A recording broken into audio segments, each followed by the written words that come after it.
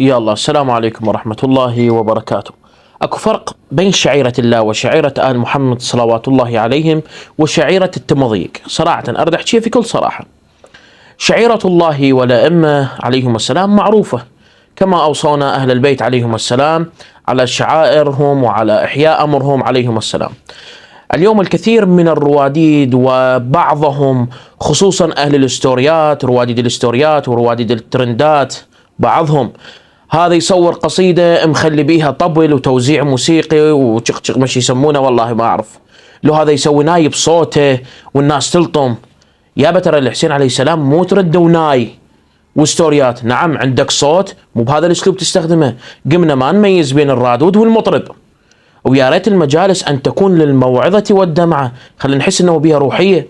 فمجالس الحسين عليه السلام مو استعراض حركات الرادود ولا استعراض اللطام امام الكاميرا حتى ينزل ستوري. يا اخي غير كون نعرف شنو الداعي لهاي السوالف، ليش هاي المهازل، وشنو اللي يخلي الرادود يظل هيك يخيط ويخربط.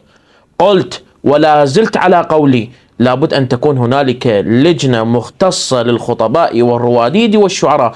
أهم 3 أشياء خطرة أصلا على القضية الحسينية، 3 أشياء: الخطيب والرادود والشاعر، ولازم تتم متابعتهم من قبل لجنة مختصة، مع احترامي وجل احترامي لبعضهم. هنالك رواديد ما شاء الله عليهم، هنالك شعراء ما شاء الله، خطباء.